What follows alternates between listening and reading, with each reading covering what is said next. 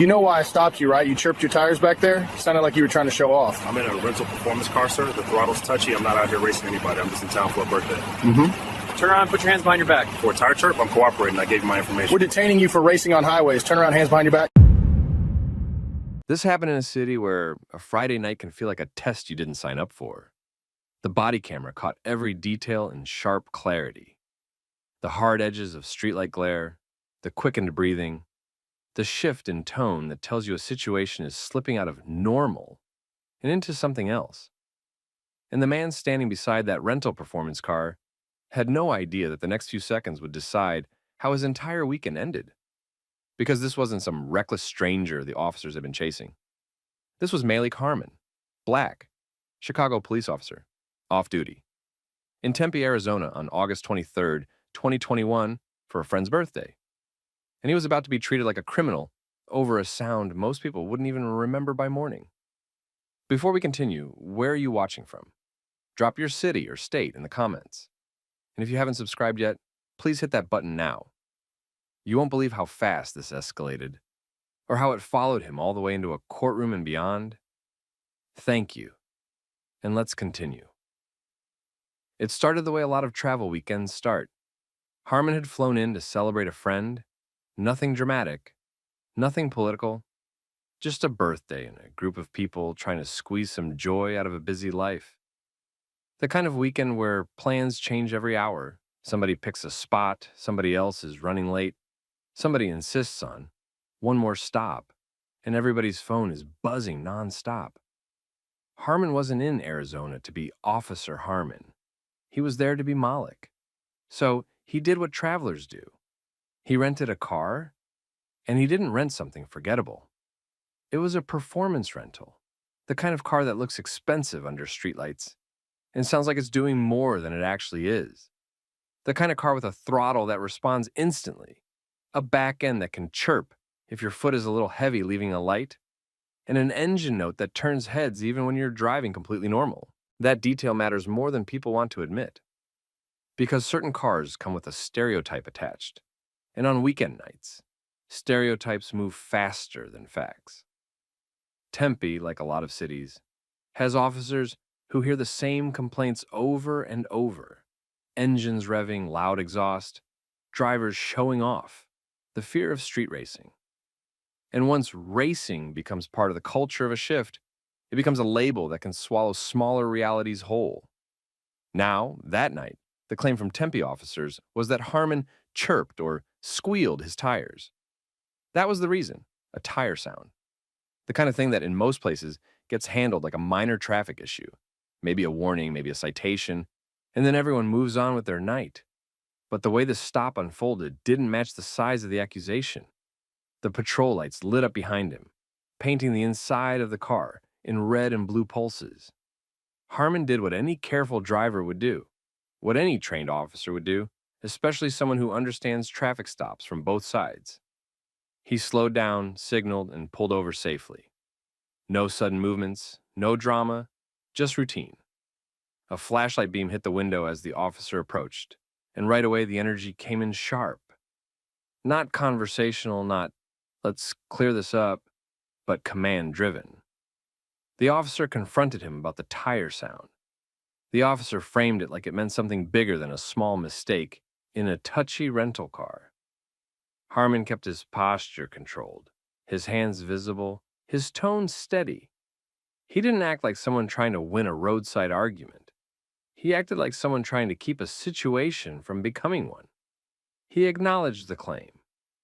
He made it clear he wasn't there racing anyone. He tried to keep it simple. But instead of the stop settling into the normal rhythm, license, registration, maybe a warning, the officer pushed it forward fast. The officer ordered Harmon out of the vehicle almost immediately. Now, technically officers can do that during a stop. That's not the headline. The headline is how fast it happened and what came next. Because the command wasn't delivered like a routine instruction. It was delivered like the officer had already decided he didn't want a conversation. Harmon got out, and the moment he did, the scene tightened. Backup arrived quickly. Another unit, another officer stepping in close. the kind of rapid reinforcement that changes the temperature of a simple stop. Suddenly, it wasn't just one officer addressing a minor issue, it was multiple uniforms, multiple voices, a growing sense that the stop had been mentally upgraded to something serious, whether the facts supported that or not. And then, in full view of those flashing lights, the officer ordered Harmon to put his hands behind his back. That's the moment that makes people's stomach drop, even if they've done nothing wrong. Because handcuffs don't feel like, we're going to talk. They feel like, you're already guilty in my mind. Harmon didn't flinch into chaos. He didn't give the scene the kind of emotional clip that gets replayed with captions later. He stayed controlled, steady breathing, deliberate movements, because he understood what officers often write when they want to justify escalation. Non-compliant, argumentative, aggressive. He refused to give them that. The cuffs went on anyway. Metal closed around his wrists, and the situation officially crossed the line from traffic stop to custody. And once those cuffs were on, the story had to grow. Because if all you have is a tire chirp, handcuffs look extreme.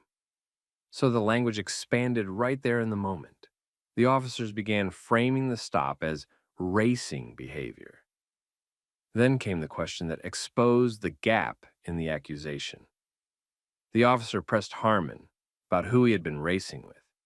Think about how telling that is.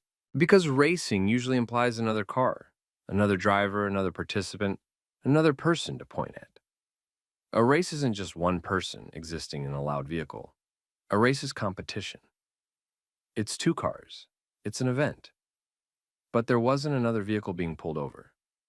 There wasn't a second driver being questioned. There wasn't anyone else getting cuffed on the side of the road. It was just Harmon, one man in one rental car, being treated like he'd committed a group crime. And in that moment, you could feel the pivot happening. The pivot from, we're responding to what happened, to, we're defending what we already did. Because once an officer commits to cuffs, backing down feels like losing, and some people will do anything to avoid looking like they overreacted, even if the right thing is to slow down and correct course. Harmon was guided toward the patrol car and placed in the back seat. The inside of the cruiser was quiet in that specific way. Quiet but not peaceful. Quiet like you can still feel the chaos outside through the glass. Red-blue flashes bouncing across the window. The radio chatter. The sense of a normal night getting replaced by a process. And here's where the reality hit hardest. Harmon wasn't just being delayed. He was being arrested. And that meant the rest of the night wasn't going to be about birthday plans. It was going to be about booking.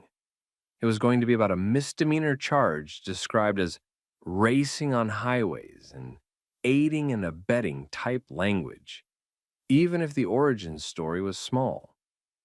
The patrol car ride wasn't long, but it was long enough for the decision to settle in. Harmon sat cuffed in the back while the officers up front talked like the outcome was already locked. One of them explained, flatly, that this wasn't being treated like a simple traffic issue. They said it was racing related. No long conversation. No, let's clear this up. Just process.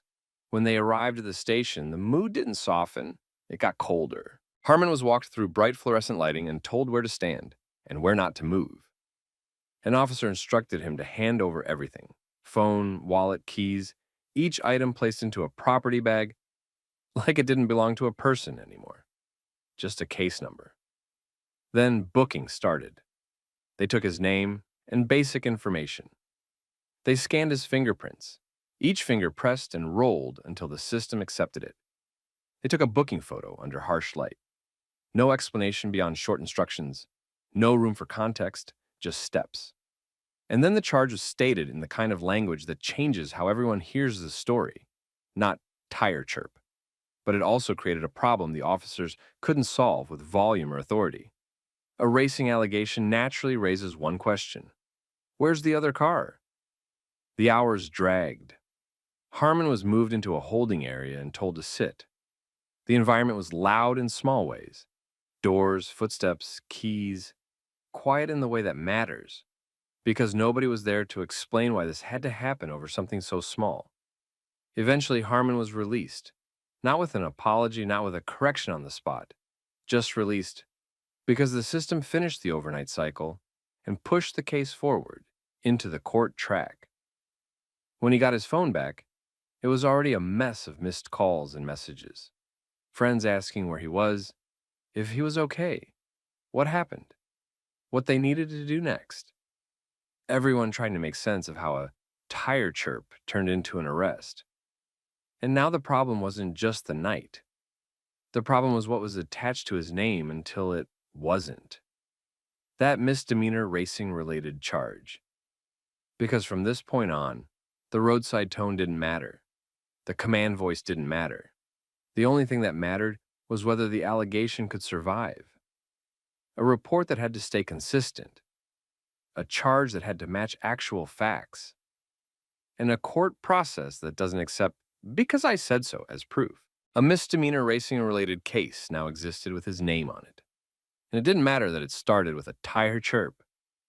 What mattered was what the officers chose to call it when they took him to jail, racing on highways and aiding and abetting type language. So the next steps were immediate and practical. Harmon had to deal with court scheduling. He had to deal with the case being active. He had to deal with the fact that the arrest wasn't a story anymore. It was a record. And the record had a problem. So when the case moved forward, it didn't last. The misdemeanor charge was later dismissed. That dismissal didn't give Harmon his night back. It didn't erase the booking. It didn't undo the humiliation of being cuffed and held. But it did confirm something important. The criminal accusation couldn't survive. And that's where the story changed direction. Because once the charge was gone, the question left standing was the question people always try to avoid. Why was he arrested in the first place? Why did a stop that started as tires chirped end with jail?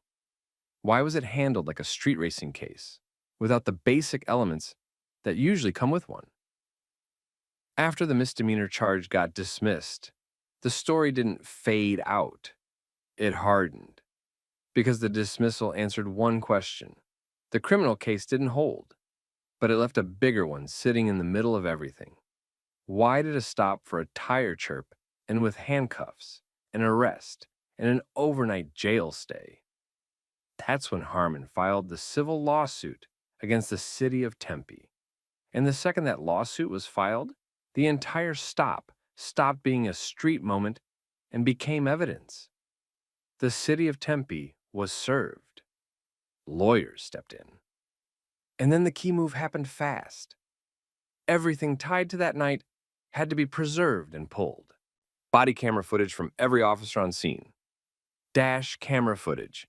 Dispatch and CAD logs showing the time of the stop and who was called. Radio traffic. Arrest reports and supplemental narratives. Jail booking timestamps and intake records. The exact charged language used to justify taking him in, because the lawsuit wasn't just saying, "This was unfair." It was saying something sharper, that the stop escalated without a lawful basis, and that the escalation was racial profiling. A black man in a performance rental being treated like a street racer first, and a normal driver never. Now the case narrowed down to a few unavoidable facts. The officer's stated reason began with tires chirping, squealing. Then, within moments, it turned into ordering him out, handcuffing him, and arresting him. Then it got written up with racing-related wording, racing on highways, aiding and abetting type language, serious enough to justify the jail decision. And later, that charge was dismissed. So the lawsuit forced the city to answer the cleanest, most damaging question in the whole situation. What specific facts justified turning a minor traffic allegation into a custodial arrest? That's where the pressure lives. Because if the reports don't clearly explain that jump, the jump looks like what Harmon said it was. An unlawful escalation. And if the footage shows the escalation happening faster than the facts can support, the footage becomes the loudest witness in the room. From that point on, the case wasn't about how the officers felt that night. It was about what they could prove, what they could justify. and whether the record showed a normal traffic stop or a decision made early that Harmon was going to be treated as a threat. Once Harmon filed the lawsuit, the story stopped being something you only tell your close friends. It started moving. Quiet at first, through group chats, family calls, coworkers, people who heard the what happened version and immediately wanted the how did it get that far version, because the details didn't sound like a normal traffic stop. A tire chirp isn't supposed to end with an overnight jail stay. So when people heard that part, minor reason, major outcome, they didn't need a long explanation to understand what the problem was. They focused on the same thing every time. Why did it escalate? And because Harmon wasn't just any traveler, he was a Chicago police officer, the story hit differently. If someone trained in traffic stops can still get handled like that on a visit, what happens to the average person who doesn't know the language, doesn't know what questions to ask, and doesn't have any credibility built into their job title? That's the question that kept following the story as it spread. The more people talk about it, the harder it gets to pretend it was normal. That's when the situation shifts from one person's night to a city's problem, because attention changes the stakes. Harmon didn't just lose a night. He lost the assumption that a minor stop stays minor when the wrong officer decides it won't. Because what happened to him was simple in its shape, even if it was heavy in consequence. He came to Tempe for a birthday weekend, drove a rental performance car, got stopped over an alleged tire chirp, and ended up handcuffed, arrested, and held overnight on a racing-related misdemeanor that later got dismissed. That sequence is the whole reason the story didn't end with, well, at least he's out. It ended with a lawsuit.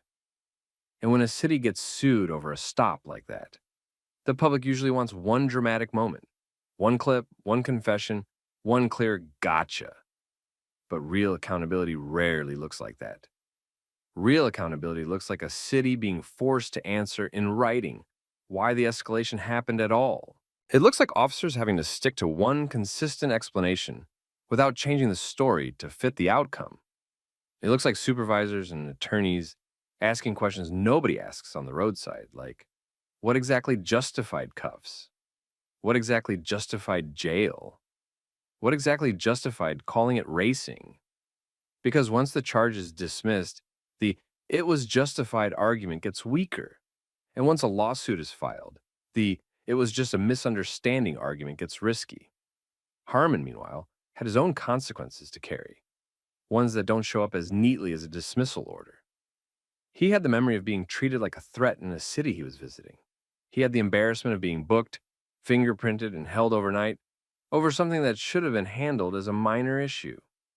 He had to explain it to people who weren't there, people who hear arrest and don't always wait for dismissed. And he had to live with the core question that sits under his allegations, whether the escalation was triggered by evidence or by assumption. That's why the lawsuit mattered to him. Not because it could undo the night, because it forced the system to deal with the night as more than just one stop. And whether the case ends through motions, a settlement, or a trial, the ripple effect is the same. Once a city is pushed into that process, it can't pretend the escalation never happened. Here's the lesson that lands hardest in stories like this. On the street, authority moves fast. But later, the record moves slow. And slow is where the truth has room to breathe. That's why the smallest moments matter. The initial reason for the stop, the exact point where commands turned into restraints, the moment a minor issue got relabeled into something bigger. Because those are the moments that reveal whether a stop was about safety or about control. So let me ask you something. If you were in Harmon's position, traveling off duty, doing nothing that should have led to jail, what would you have done when the stop started escalating? Would you have stayed calm and focused on the record? Would you have tried to talk your way out of it? Or would you have assumed they'll realize it's minor and been shocked when they didn't? Drop your thoughts in the comments, especially if you've ever had a small stop turn into something that felt way bigger than it should have been. And if you know someone who needs to hear a story like this, someone who thinks preparation, calm, and documentation don't matter, share it with them. Most importantly, subscribe for more story times like this, realistic, grounded, and focused on accountability, because the next one is just as hard to watch and even harder to ignore. Hands up! Do not reach for your waistband! We got reports of shots fired! My hands are up, sir. I don't have a gun. We don't know what's in your hands. Drop whatever you're holding. It's a speaker and a phone. That's it. We can see it from here. Nobody heard any gunshots. I told you, I'm not armed. I'm not trying to hurt anybody. Please. This happened right in there on a residential street in Seattle, and it almost turned fatal in minutes. On that block, the voices collided in the dark, police yelling from behind rifles, a young black man trying to explain what was in his hands, and neighbors refusing to let the situation be misunderstood. Because one detail was already shaping everything. Someone had called 911, claiming there were shots and that everyone was going to die. And when officers arrived believing that, the margin for error becomes almost non-existent. Before we continue, where are you watching from? City, state, country? Drop it in the comments. And if this is your first time here, hit that subscribe button. Stories like this don't spread on their own, and your support helps bring these moments into the light. Now listen, because what happened next wasn't just tense. It was a reminder of how fast a false narrative can turn an unarmed person into a target. The young man in the yellow sweater was Jalen, early 20s, unarmed, no gun in his waistband, no weapon in his hands. Just a phone and a Bluetooth speaker that was still playing music, like Jalen was clinging to the only thing that made him feel steady. He wasn't acting like someone planning violence. He was acting like someone in an emotional spiral, breathing hard, voice shaky, trying to stay in control of his body, while strangers aimed rifles at him. And the police didn't walk up calmly to confirm what they were seeing. They took positions from a darker stretch of street, kept their distance, and aimed rifles toward Jalen, as if the speaker in his hand could suddenly become something else. The officers kept repeating the same concern, saying they needed to make sure Jalen didn't have a gun. Jalen kept repeating the same message back, telling them he didn't have a weapon, telling them he had nothing on him, and explaining that what he was holding was just a speaker. He stayed respectful, even calling them sir, like politeness could protect him. But the problem was bigger than Jalen's words. The problem was the call that came in before police ever laid eyes on him. Whoever called 911 didn't say there was a guy upset outside. They reported the worst possible version.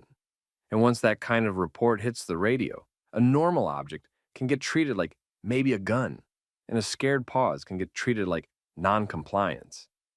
That's how tragedies get manufactured, one assumption stacking on top of another. The only reason this didn't move in that direction is because Jalen wasn't alone. Not for long. Neighbors were already outside when police arrived. Some had seen Jalen earlier and understood what this really was. A young guy having a moment and trying to cool off. He'd been upset, stepped outside, and at one point, slapped a stop sign in frustration. One loud metallic smack. And then music started playing. That was it. No gunshots, no chaos. Just stress spilling over in public. So when the cruisers showed up and rifles came out, the neighbors recognized the danger immediately. Not from Jalen, but from the way Jalen was being treated. You could hear it in their voices. They weren't yelling to be disrespectful. They were yelling to correct the story before it got someone hurt. They called out what was obvious from their angle. Jalen was holding a phone, and he had nothing on him. One neighbor even said outright that the rifles were making the community more afraid than Jalen was, and demanded the officers calm down. That wasn't dramatics. That was honest fear. Because everybody on that street understood the basic math. When rifles are aimed at a panicked person and the shouting keeps escalating, the risk doesn't go down. It goes up. Jalen stood there with his hands raised, trying to obey while also trying not to fall apart. The speaker stayed in one hand, the phone stayed in the other, and the officers kept barking commands that didn't always match each other. One wanted him to drop what he was holding. Another wanted him to move. Another wanted him frozen. And Jalen, already overwhelmed, looked like he was trying to solve a puzzle where the wrong answer could cost him everything. He kept repeating the same facts, like he was trying to build a shield out of the truth. No weapon, no gun, just a phone and a speaker. On the sidewalk, more neighbors stepped out. More phones came up. People began filming from different angles, because if this went bad, they wanted the world to know what they saw.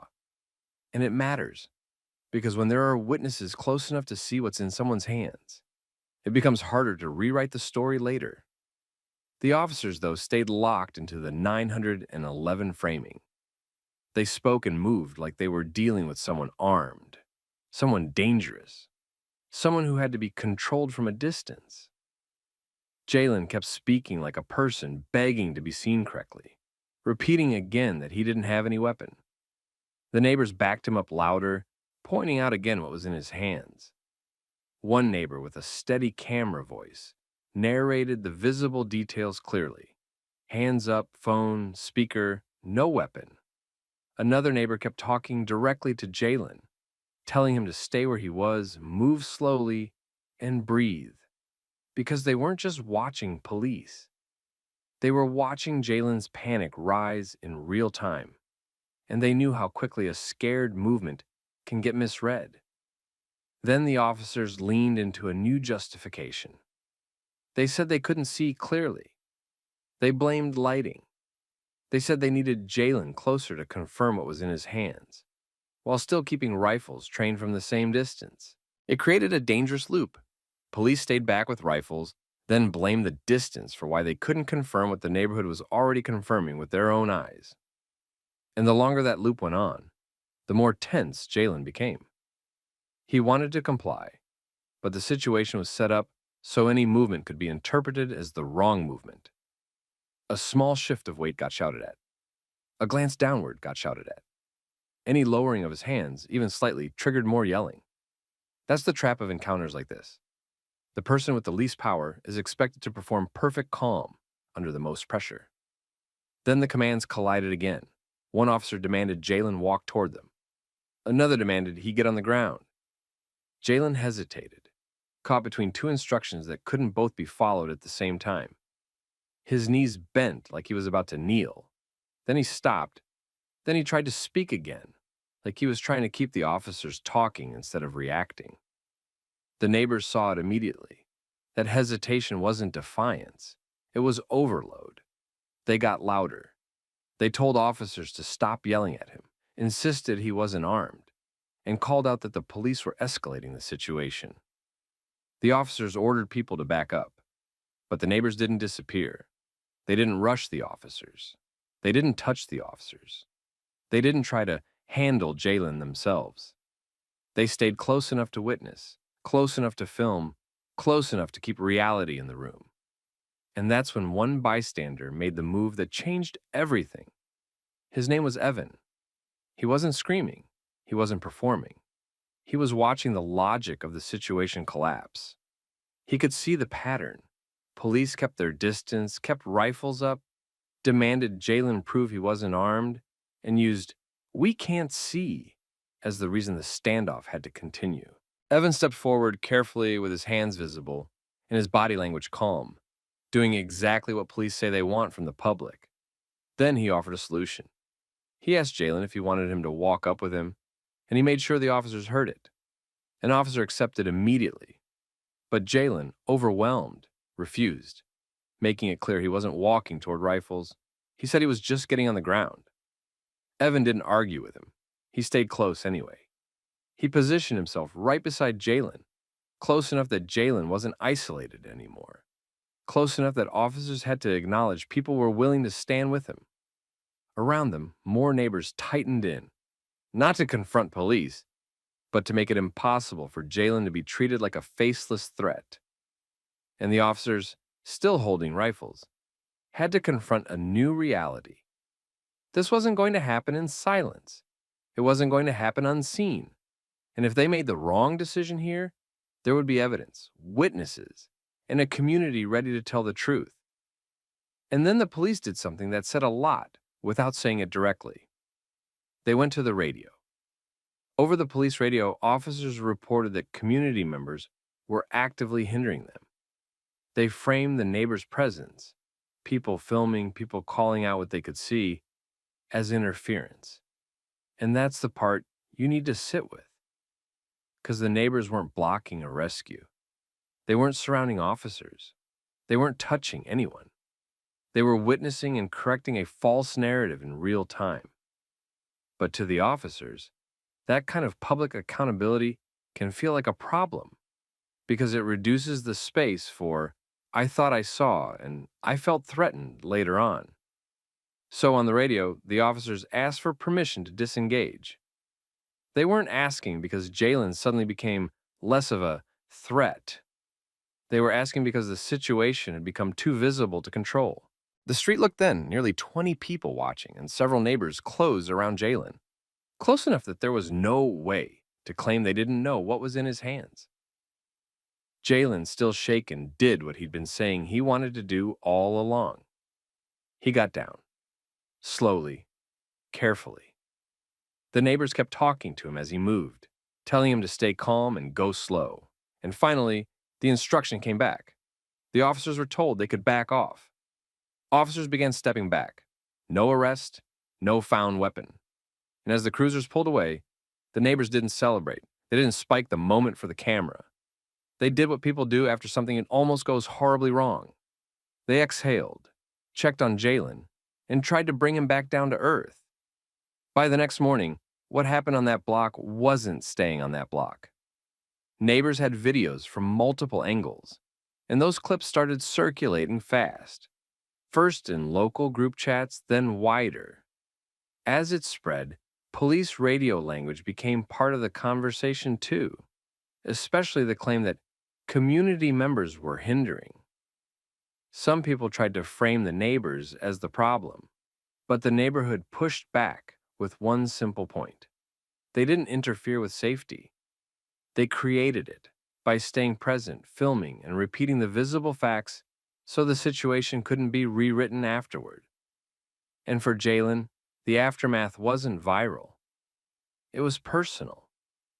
He still had to come down from the fear and adrenaline of being treated like a threat while already in crisis. The neighbors checked on him, made sure he wasn't alone, and kept the focus where it belonged. This should never have gotten that close. The neighborhood understood the hard truth. Jalen's safety that night came from a community refusing to step back and let a false story control the outcome.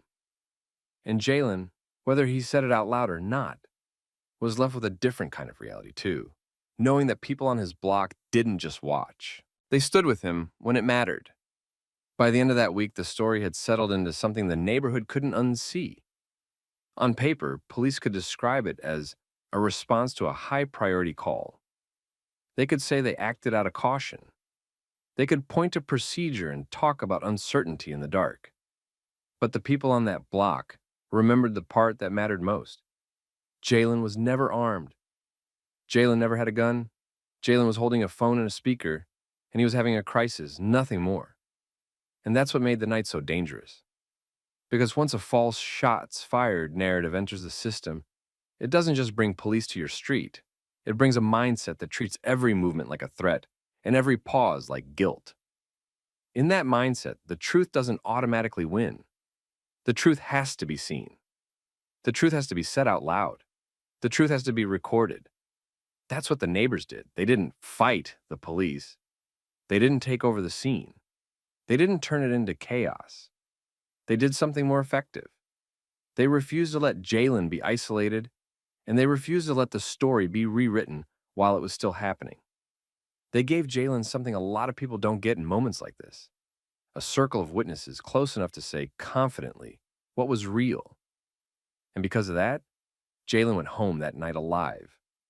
Not because the system worked perfectly, because the community did. So here's the question for you. If you were on that sidewalk, what would you have done? Would you have backed away and hoped for the best? Or would you have stayed present, filmed, and calmly repeated what you could see? Drop your thoughts in the comments. And if this story hits you, share it with someone who needs to hear it. And don't forget to subscribe for more real-life story times like this. because these stories don't get told unless we keep telling them. This is your last chance. Roll the window all the way down and step out of the vehicle. Now. My hands are up, officer. I'm not armed. I'm on my way to pick up my son from school. I'm just asking why this is turning into something more than a traffic stop. You're being non-compliant. You're refusing lawful... When the officer raised his baton toward the driver's side window, Andre already knew what was coming. He sat in the driver's seat with both hands high on the steering wheel. The officer stood inches from the window, telling Andre that this was his last chance, that if he did not follow every instruction exactly as ordered, the window would be broken and he would be pulled out. Andre tried to keep his voice steady as he spoke through the small gap of the half-open window. He told the officer that his hands were visible, that he was not armed, that he was on his way to pick up his son from school. He repeated that he was not refusing anything. He was only trying to understand why this simple traffic stop was suddenly being treated like a dangerous arrest. The officer responded that Andre was non-compliant, that he was ignoring lawful commands, that his behavior was suspicious and a threat to officer safety. He told Andre that any hesitation to exit the vehicle would be taken as defiance. He warned that if Andre did not step out immediately, force would be used. All of this was happening with a child's backpack visible on the passenger seat and a navigation app on the phone showing a route to an elementary school. The baton hovered near the window. The officer said this was the final warning. Just before the glass shattered, Andre thought about how many times this had happened to him in less than a year. 4 traffic stops. 4 variations of the same fear. Each time the justification had been something small. A light that supposedly flickered, a lane change questioned, a routine check. Each time he had wondered whether the next command would be the one that turned routine into something else. This time the escalation felt different. It felt deliberate. If someone had a baton raised toward your car window right now, how would you react? Let us know in the comments where you're watching from. And if stories about real-life encounters, racism, and accountability matter to you, tap like and subscribe so more people see these breakdowns. Earlier that afternoon, Andre had been driving through San Diego streets he knew his entire life. He was a native of the city, a construction worker, and a father of 2. On this particular day, his focus was simple: reach his son's school on time. His car was not new, but it ran. He followed a route he had taken many times. At one intersection, he rolled to a full stop at a stop sign, looked both ways, and then continued. He did it almost automatically. There was nothing dramatic about it. A few blocks later, he noticed police lights in his rearview mirror. He understood what that meant. He signaled, pulled over promptly to the side of the road, put the car in park, and set both hands on the steering wheel. He lowered his window partway and kept his phone mounted on the dashboard recording. He was not speeding. He had not swerved. There had been no near miss with another vehicle. The only thing he could think of was that stop sign. The first officer approached the driver's side, already carrying an edge in his posture. He asked Andre if he knew why he had been stopped. Andre replied that he did not. The officer told him that he had run the stop sign back there, and that this was the reason for the traffic stop. Andre knew he had stopped completely, but he also knew from experience that debating that detail at the roadside rarely led anywhere useful. He stated calmly that he believed he had come to a full stop. The officer took that as backtalk and reminded Andre that failing to acknowledge the violation was not helping him. When the officer demanded license and registration, Andre did not immediately move to retrieve them. Instead, he asked the officer to clarify the legal grounds for the stop and whether there was any evidence beyond the officer's word. Andre believed that without a valid reason, he was not obliged to hand over documents. He had been pulled over too many times recently to treat each justification as automatically honest. The officer instructed Andre to lower the window all the way. Andre already had it halfway down. He could be heard clearly. He stated that he was comfortable with it at that level and that he could still comply with any instruction. The officer interpreted that boundary as resistance. His tone sharpened. He said that full visibility was necessary and that Andre's preference didn't matter. He repeated the order to roll the window all the way down. Andre stayed calm. He stated that he was not refusing and that he was willing to cooperate, but he also mentioned that he was recording and that his hands were in plain sight. He asked if he was being treated as a threat for any specific reason. The officer did not provide a clear reason. Instead, he shifted to a familiar script: mention of non-compliance, warnings about consequences, references to danger. He told Andre that if he did not immediately obey every command, he would be removed from the car. A second police vehicle arrived. A backup officer stepped out and moved toward the passenger side. Now Andre had 2 uniforms around him, 2 body cameras, and the static tension that comes when one officer feeds off another's assumptions. The second officer asked quietly what was going on. The first officer told her that the driver had run a stop sign and was now acting suspicious, refusing to roll the window all the way down and not exiting the vehicle promptly when told.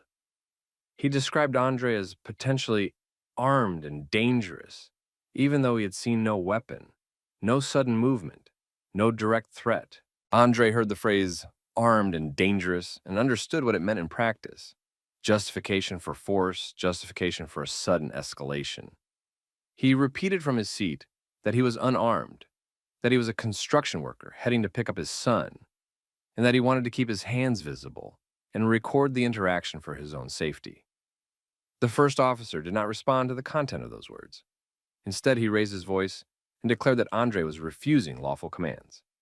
He warned that failure to exit the vehicle immediately would result in officers having to extract him. He stated that this would include breaking the window if necessary. The second officer watched Andre closely.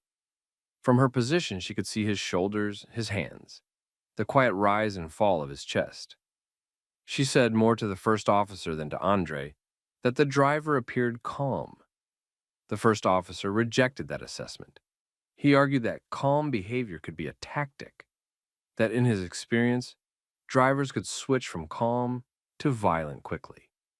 He repeated that hesitation itself was a warning sign. Andre was now faced with a choice he knew too well: either exit the car in a way that made him feel exposed and unsafe, or stay seated and be labeled non-compliant. He tried one more time to slow things down. He stated that he was willing to exit, but wanted to understand whether he was being detained for a simple traffic infraction or something more, and whether he was under arrest. The warning was repeated. If Andre did not exit the vehicle immediately, the window would be broken and he would be removed by force. The baton was lifted. The second officer murmured that the driver did not appear to be resisting. The first officer decided that this did not matter.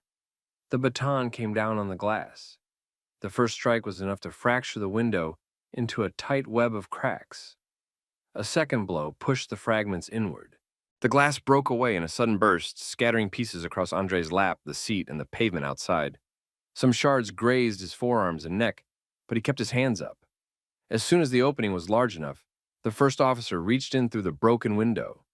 He grabbed Andre's wrist in a hard grip and used the leverage to yank the door handle from the inside. The door swung open. Andre's was pulled sideways toward the gap.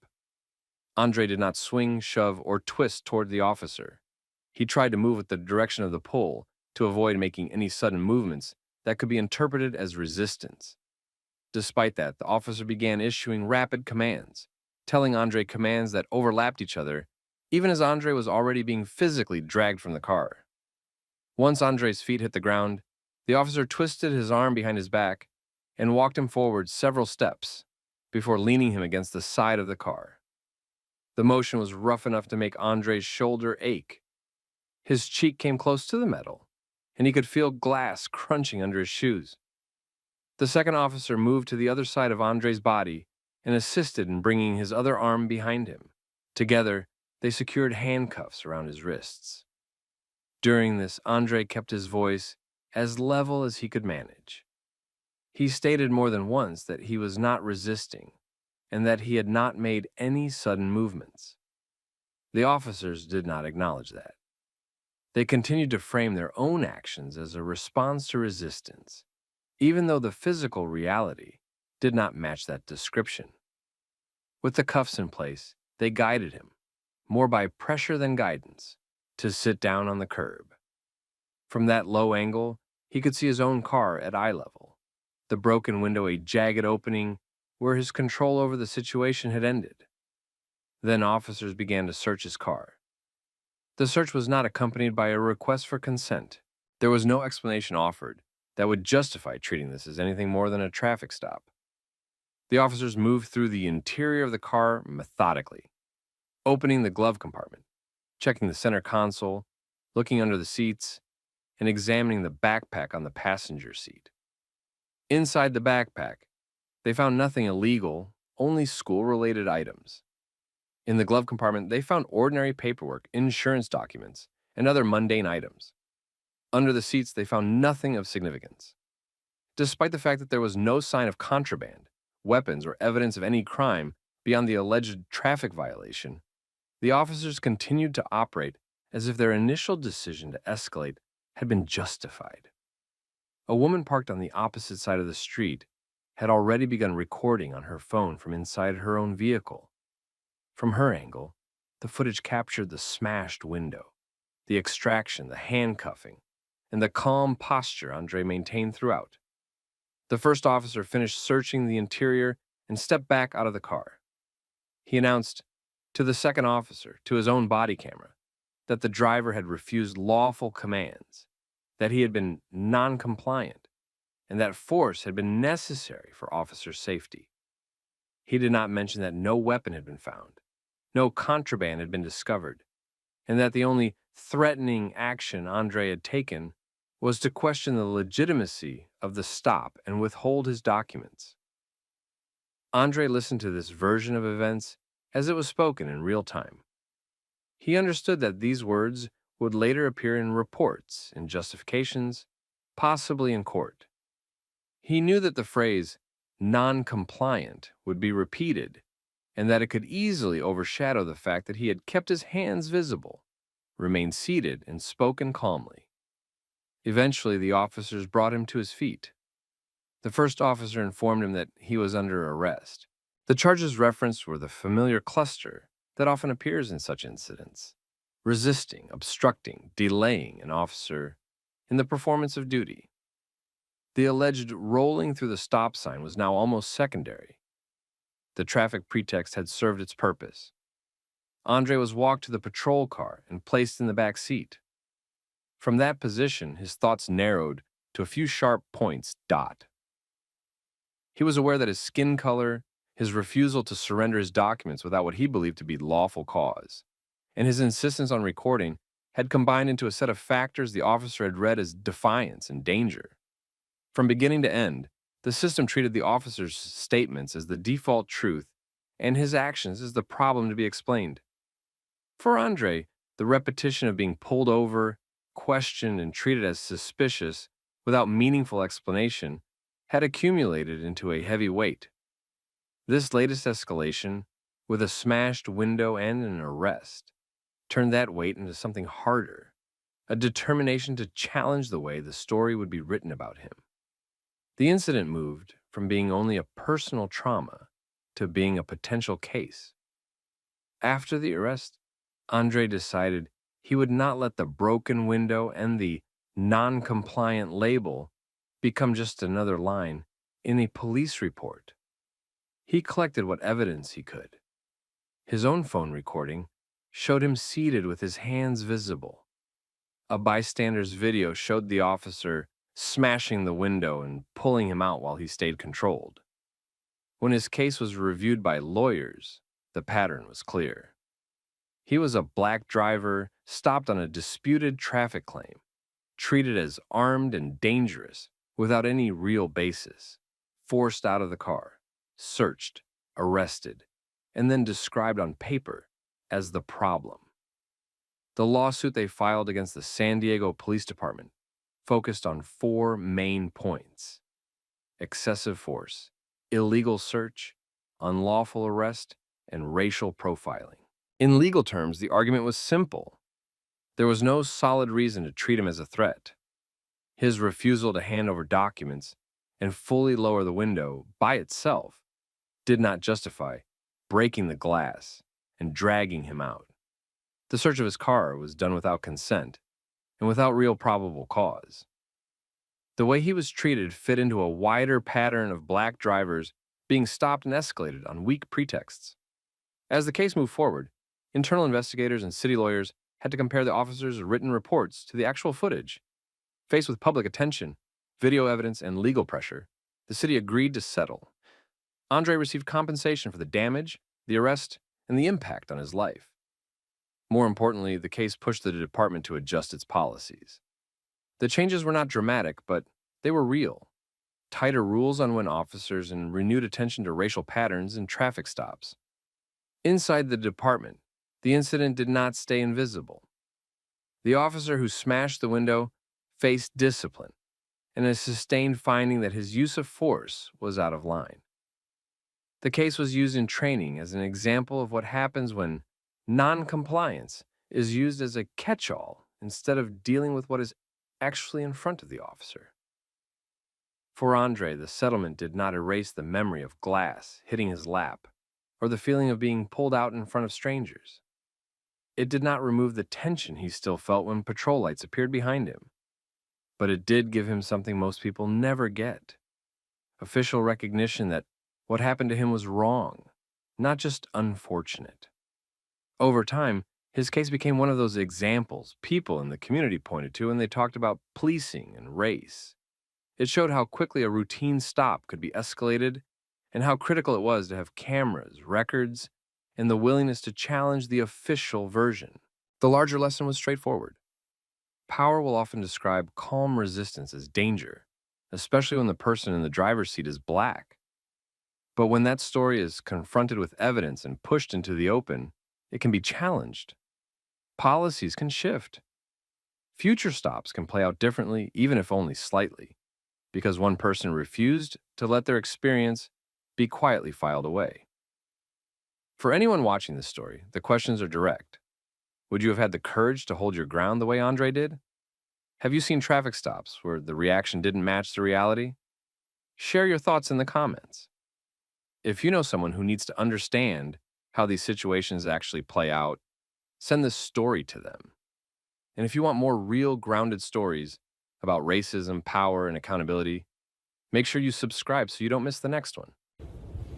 You came flying down this street. If I had stepped out 1 second earlier, you would have hit me. I was going slow. You don't get to talk to me like that. Yes, hi, I'm a resident here, and there's a man driving dangerously through our neighborhood. I'm really scared. Can you send some? He came flying down, blew the stop sign, jumped out, and came right at me. I felt really threatened. Ma'am, on the 911 call, you said he nearly hit you and blew through a stop sign. In the video, he stopped well before you, and I'm not seeing a stop sign in that spot. Can you clarify exactly where this almost collision happened? Well, I mean, it felt close. Maybe not like inches, but it.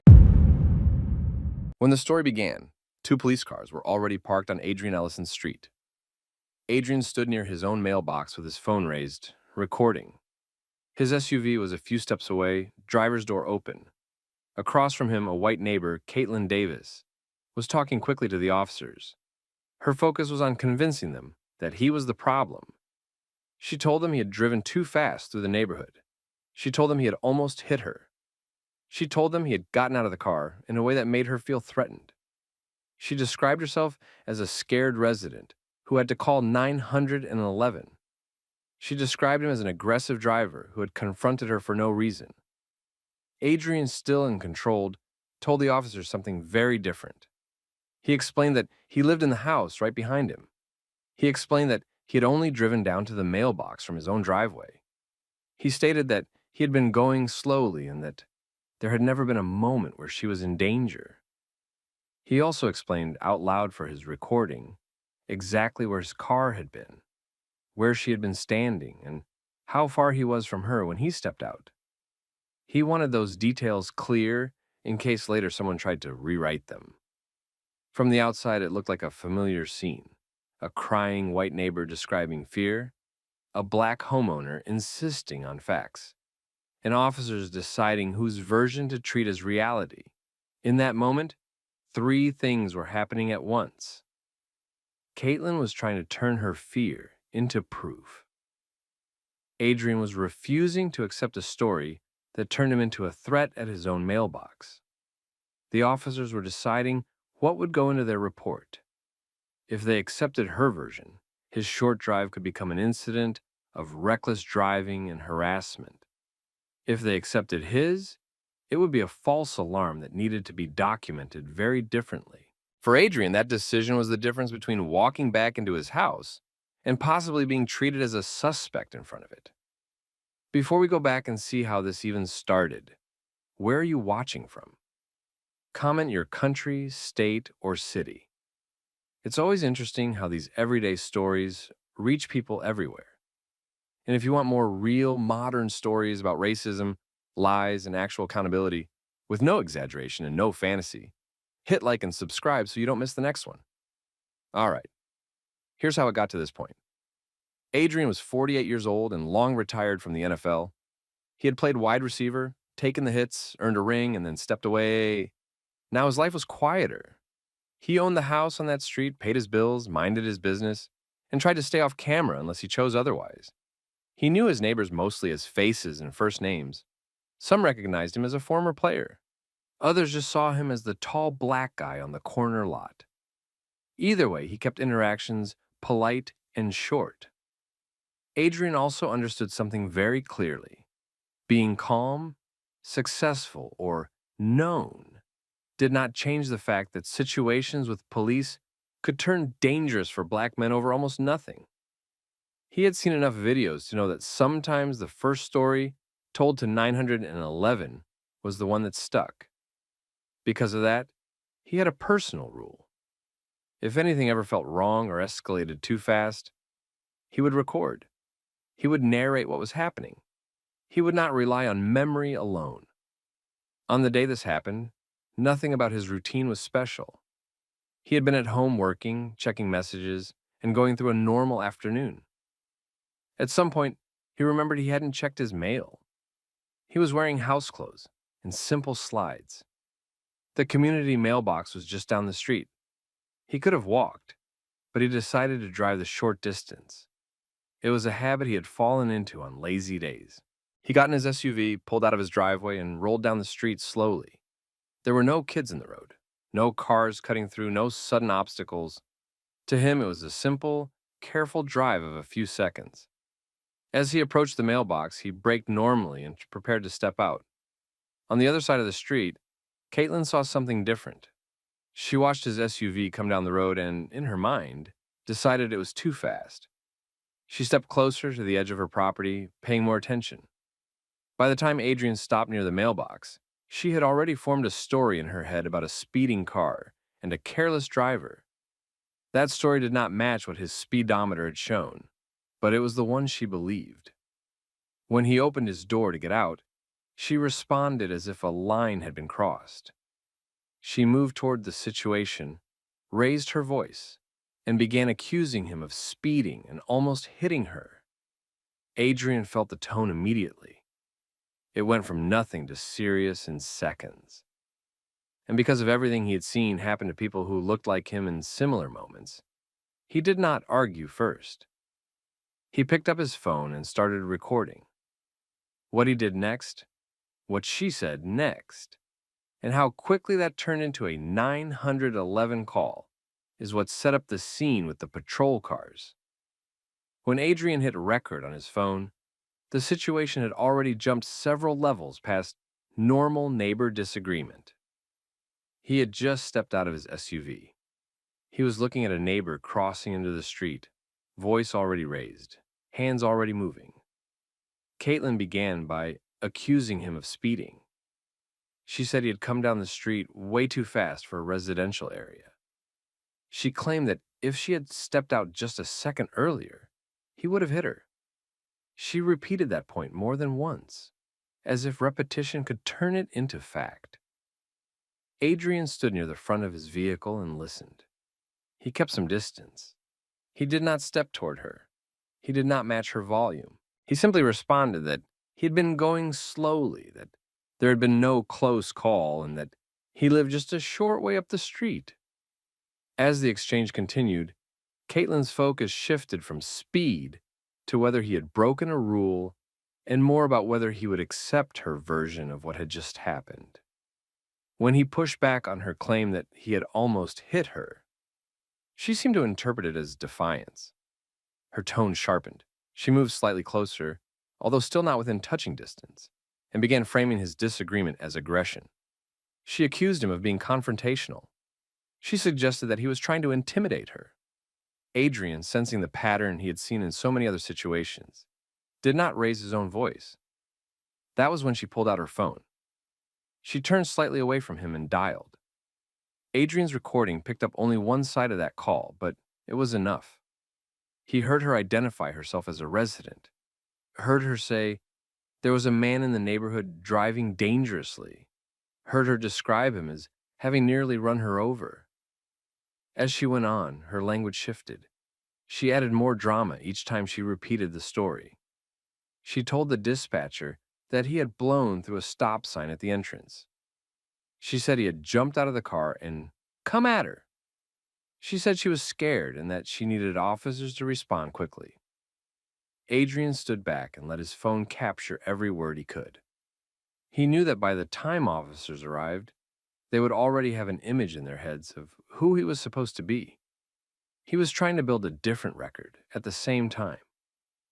When she ended the call, her posture changed. There was a brief pause, the kind that sits between cause and effect. The sirens were not there yet, but the decision to involve them had already been made. She told him that the police were on their way and implied that they would sort him out. She framed it as if they would teach him a lesson about driving and respect. Adrian answered only by stating again that he had done nothing wrong and that everything was being recorded. He did not leave. He did not walk away angry. He stayed in plain sight next to his car and his mailbox, ready to meet whoever arrived. A few minutes later, the first patrol car turned onto the street. The officer who stepped out took in the scene quickly. One man with a phone, one woman appearing upset, a quiet residential block.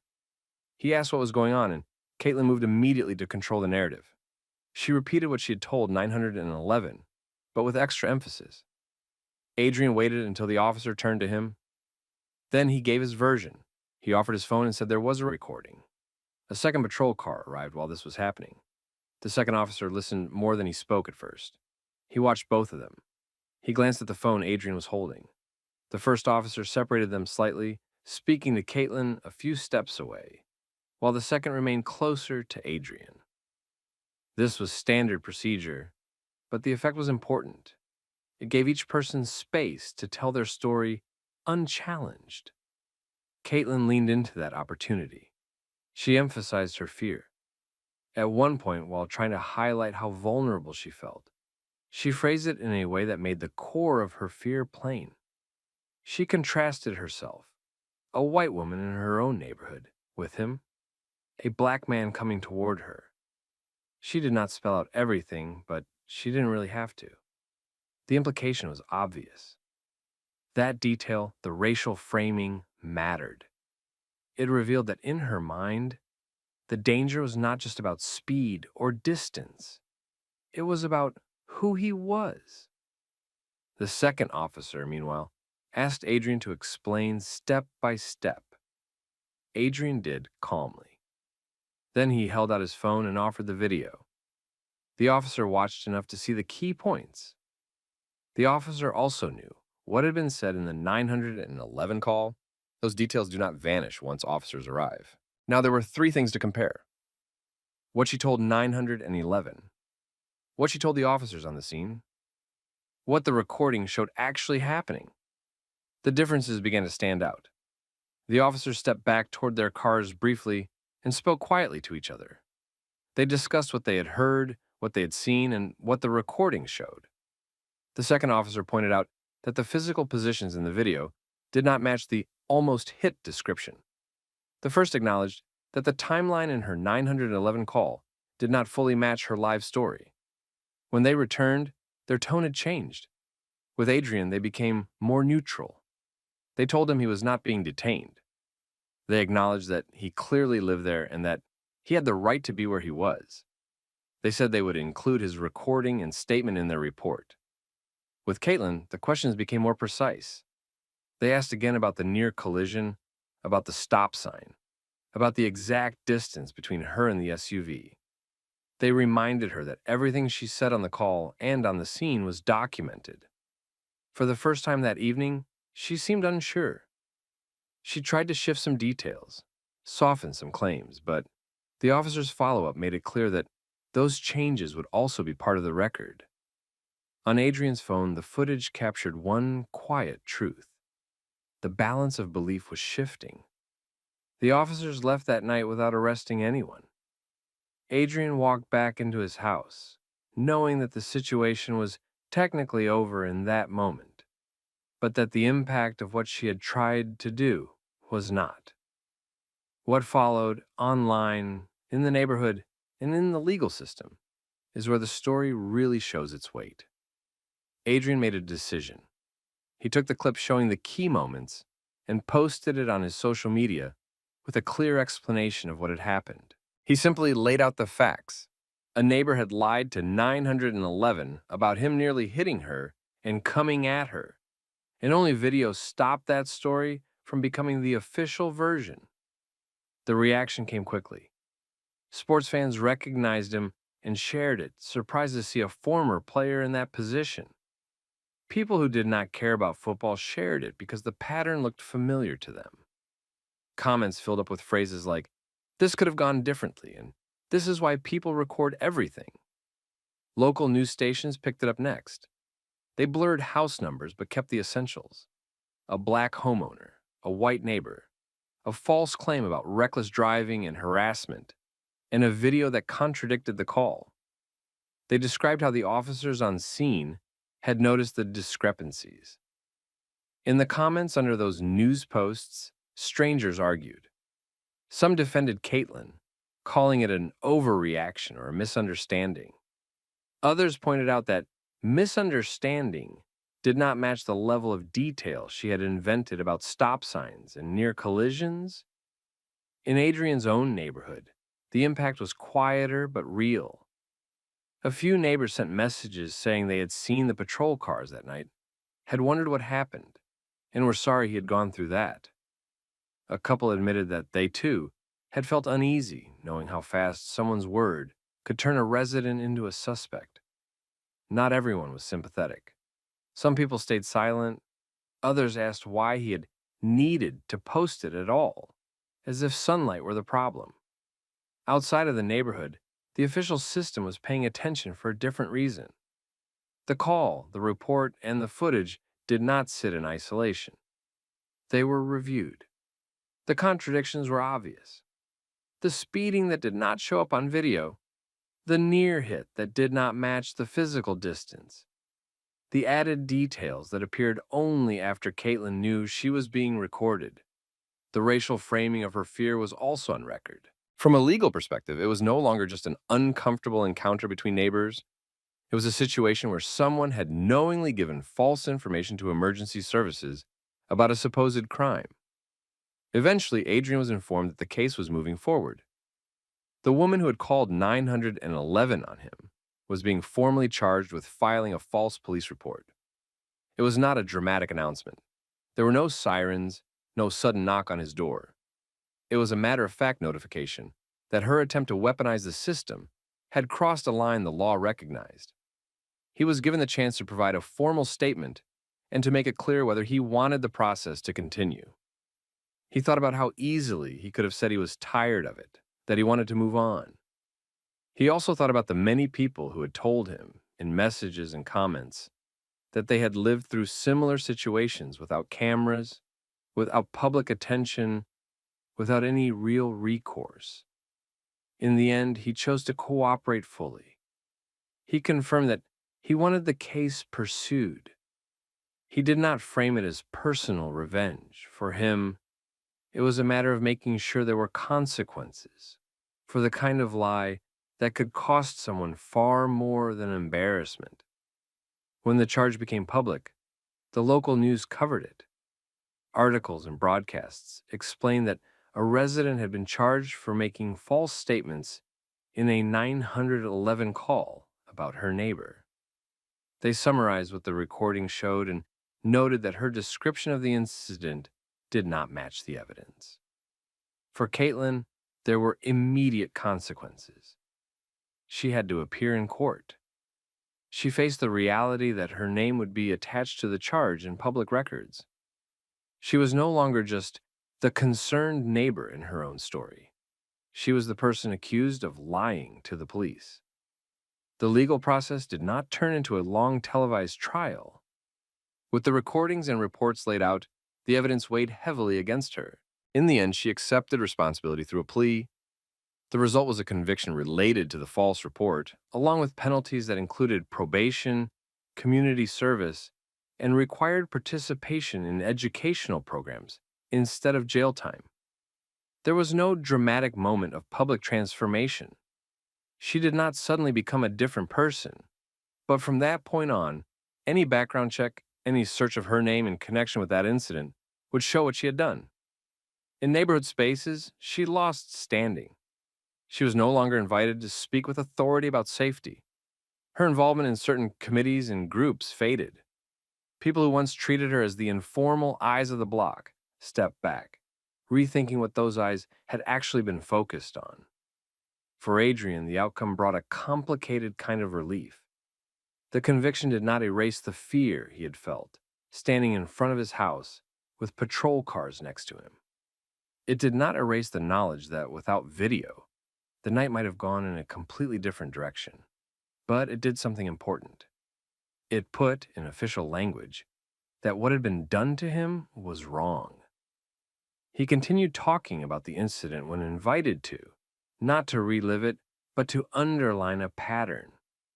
He explained how a false narrative, built on bias, could almost become reality in front of officers. He emphasized how critical it was to protect people from being turned into suspects by someone else's prejudice. Over time, the case contributed to broader conversations in the city. Local officials discussed the misuse of 911 for non-emergencies driven by bias. The police department reviewed its training and reminded officers to weigh what they see and what recordings show against what they are told. That is the real center of this story. Not just that a lie was told, but that the lie met a record that held up under pressure. It showed how much power one person's fear can have, when that fear is believed without question. It also showed what can happen when that fear is challenged with facts, documentation, and persistence. So now it comes back to you watching this. What would you have done in Adrian's place? Have you ever been in a situation where someone's version of the story put you at risk or protected you? Tell your thoughts and experiences in the comments. Somebody reading might need to see they're not alone. And if you want more grounded, realistic stories about everyday racism, boundaries, and real accountability, not just outrage, but what actually happens next, make sure you like this video, subscribe to the channel, and share this story with someone who needs to see it. More stories are coming. You walked off your post. I went to check my clock out time. My replacement is already here. She's sitting right there. That's a violation of policy. You walked off your post. You're fired. You do not get to yell at me. Do not yell at me. I'm not going to argue with you. You walked off your post. You're fired. That's it. You're done here. No, you cannot. So imagine this.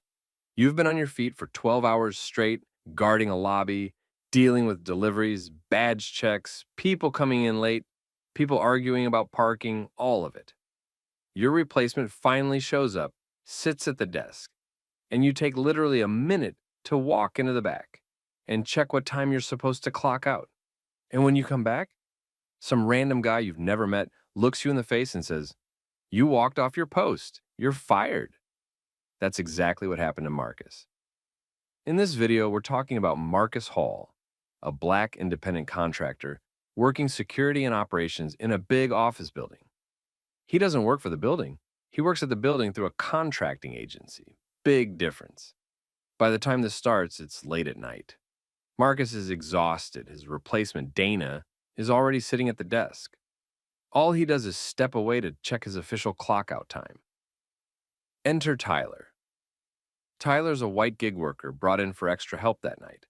No title, no supervisor badge, nothing.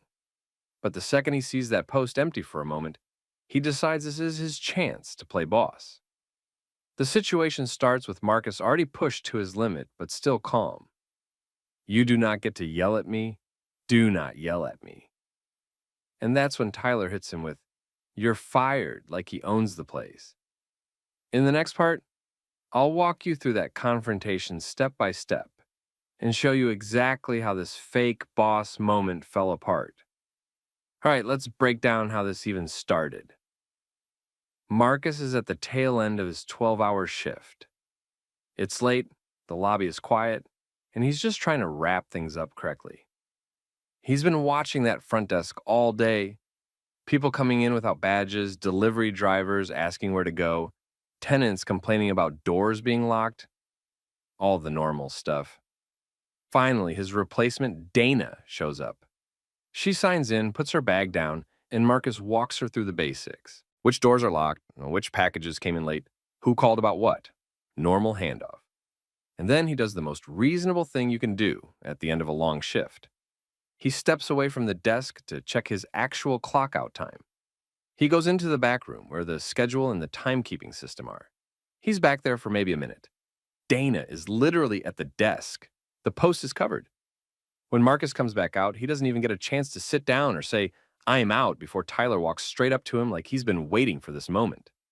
Tyler's got that tone already loaded. The one that sounds like a manager, but with none of the actual power behind it. "Hey," he snaps, pointing toward the desk. "You walked off your post." Marcus just looks at him. He's tired, not in the mood for games. "I went to check my clock-out time," Marcus says. Calm, direct. "My replacement is already here." Tyler doesn't care. He doesn't ask questions. He doesn't check with anyone. He goes straight for the fake power play. "That's a violation of policy," he says. "You walked off your post. You're fired." And that's where Marcus shuts it down. "You do not get to yell at me," Marcus says, voice still low. "Do not yell at me." Tyler raises his voice even more, like volume equals authority. "I'm not going to argue with you," Tyler says. "You walked off your post. You're fired. That's it." Marcus doesn't move. He doesn't back away. He just looks at him like, "You must be out of your mind." "You cannot fire me," Marcus replies. "No, you cannot. You're not my supervisor." Tyler doesn't blink. "Yes, I can." And right here is where you see the entitlement. He's not calm, he's not professional. He's just committed to being right, even though he has no idea how any of this works. Marcus finally spells it out for him. "I went in there to see what time I should leave," he says, pointing back toward the hallway. "I left my post to check my clock-out time. My replacement is already here? She's sitting right there." Dana is at the desk, watching this happen. She looks uncomfortable, because she knows Marcus didn't abandon anything. She saw him hand off the post and walk back for his schedule. Tyler ignores her completely. "I don't care," he says. "You can't walk off your post. You're done here." And this is where Marcus draws the line. "Listen," he says, firmer now. "You are not my supervisor. I don't care who you think you are. Do not talk to me like that." You can hear the shift in his tone. It's not yelling, but it's not casual anymore. This is a man who's tired, disrespected, and done playing nice with someone pretending to be in charge. "I'm going to go talk to somebody actually in charge," Marcus says, "because you obviously don't know what you're doing. You have no authority over me." Tyler hates that. He keeps repeating the same line. "You walked off your post. You're fired. You're fired." At this point, one or two people in the lobby start paying attention. They hear, "You're fired," and see this guy in plain clothes going off on the uniformed contractor who's just trying to leave for the night. A couple of them quietly pull out their phones and start recording. Marcus notices the phones and he knows exactly what time it is. He angles himself slightly so his face and Tyler's voice are clear in the shot. He looks right at Tyler and says, "One more time. You do not get to yell at me. You're not my supervisor." I'm going to talk to the people who are in charge. And then he does the smartest thing you can do in that moment. He stops arguing. He doesn't curse him out. He doesn't swing on him. He doesn't storm out. He simply turns away from Tyler and walks toward the office, where the real management is. And Tyler, he's still standing there talking to nobody, insisting, "You're fired," while the people who actually matter are starting to get the full story, and the cameras are quietly catching all of it. In the next part, we're going to get into what happened after Marcus left that lobby, how those videos hit social media, and why the internet instantly clocked this guy as a male Karen trying to play boss. After the lobby incident, Marcus leaves, finishes his shift properly, and goes home. He's tired and annoyed, but he keeps it professional. No scene, no yelling, just out. When he finally checks his phone, he realizes the situation has already left the building. Those bystanders who pulled out their phones, their videos are already online. The videos don't hit crazy global numbers, but they get enough attention that people in the city see it, coworkers see it, and, most importantly, people connected to the building and the companies involved start getting sent links. By the time Marcus goes to work the next day, the situation isn't just a lobby argument anymore. Next, we'll get into what happens when he walks back in, what management tells him, and how the fake "you're fired" turns into very real consequences for the wrong guy. Next day, Marcus goes back to work like normal. He shows up on time, walks through the same lobby, same doors, same desk. The only difference now, he knows there are videos out there. He just doesn't know who's seen them yet. He signs in, and before he can even fully settle, the building operations manager, Miss Ruiz, asks to speak with him. They step into a small office off the lobby. "Marcus," she starts, "I saw the incident from last night." Marcus nods. "Okay, I sent a report to my agency." "I read it," she says, "and I've also seen the videos." That's the key part, videos, plural. Miss Ruiz doesn't drag it out. "Let me be clear," she says. "Tyler has no authority over you. He is not your supervisor. He is not anyone's supervisor. He's a temporary gig worker, brought in for one specific function." She explains they forwarded the videos and a summary of what happened to the vendor that hired Tyler. The vendor, not wanting a public problem attached to their name, pulled his assignment from the building. "In simple terms," she says, "he won't be back here. Not in that role, not at this site." Marcus asks the only question that matters for him. "And my contract?" "You're fine," she answers. "You followed procedure. Your replacement was already on post. Next time, just let the desk know you're stepping back to check the clock out time. But you did not abandon your post. You did not deserve to be yelled at. That's it. No lecture, no threat. No, we're going to have to let you go too." Just confirmation. Tyler overstepped and it cost him. The guy who thought he was the boss ended up being the only one actually removed. After that meeting with Miss Ruiz, things get very simple for Marcus. He keeps coming in, doing his job, same uniform, same desk, same routine. The only real change is how people act around him now. A couple coworkers pull him aside on different days. "I saw that video, man. You handled that better than I would have." "Glad you didn't let him talk to you crazy." Dana, his replacement from that night, quietly tells him, "I told him exactly what happened. I said I was already on post when you went to check your time. You didn't do anything wrong." The building also tightens things up. There's a short memo that goes out to staff and contractors. Gig workers and temporary staff are not allowed to give orders outside their assignment. Everyone is expected to speak to each other with basic respect. Nothing dramatic, just clear rules on paper that match what should have already been happening in reality. For Marcus, the main relief is this. He didn't lose his income over someone else's ego. He didn't get punished for defending himself. Management backed the facts, not the volume. He clocks out at the end of another long shift, steps away from the desk, and this time nobody chases him down yelling, "You're fired." He just taps his badge, checks his time, and walks out knowing one thing. The guy who tried to humiliate him in public is gone. He's still here. So let's zoom out for a second. What actually happened here?